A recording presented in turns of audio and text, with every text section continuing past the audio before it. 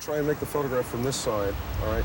On the beach break, he'll come around, make a circle. When he makes the circle, you can probably knock out 1 or 2 frames there.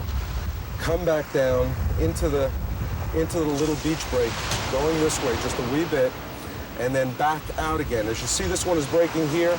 He'll come back out again. You can go a little bit deeper. All of the weather conditions were absolutely horrendous. I think the warmest day we had was approximately 45 degrees with a water temperature of approximately 59 to 60 degrees. We never had the bright sun, really gorgeous sun, blue skies, white clouds, any of those things. We didn't have that. When you're faced with a certain deadline and you're faced with certain limitations on where you can bring a group of 8 or 9 people without flying them halfway around the world, you must fight, not fight, but you must try and get as much out of that particular day as possible.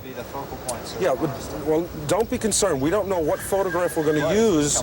We don't know what photograph we're going to use, so my suggestion is, if you can, make the pass and follow Danny. Because she'll just keep making photographs. Yeah, but don't go, in other words, what you don't want to do is just go over the first set and then come back.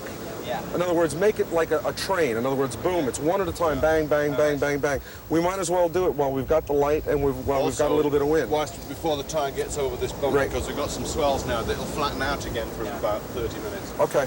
Let's go. All right, let's go. Saddle it up.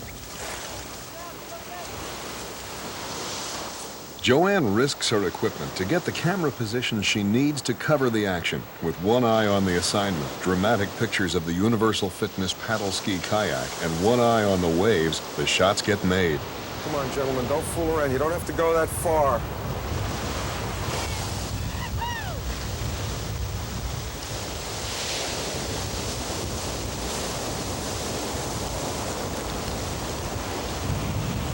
There's no doubt in my mind that it absolutely helps having 2 photographers in the family and being able to, again, offer a client 2 different ways of seeing basically the same subject, the same action, the same motion, whatever we happen to be photographing.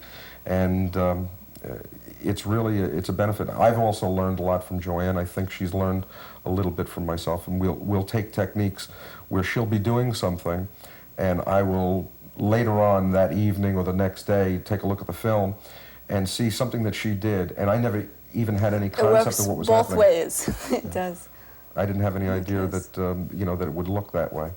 One of the most interesting things that happened on assignment with JoAnne and I, we were doing a Grand Prix shoot, and during the first second or the first 5 seconds of the race, there was a very bad shunt accident, for lack of a better term, and I followed the car that had just gone by me with tires smoking, and JoAnne looked at me and said, did you see that? And I said, yeah, I saw it. I got it on film, not realizing exactly what she was talking about.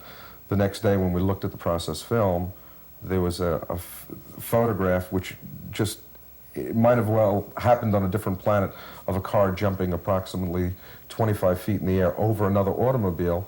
While I was looking this way, following one car, he was panning one way, and she was staying with the action in a different way. So without that, we wouldn't have been able to make that photograph. And that photograph ran in the special issue of Sports Illustrated. So it was an excellent photograph, the year-end special. That should be good right there. A second shot in calmer waters will be shot by a remote camera attached by suction cup. Kneel down.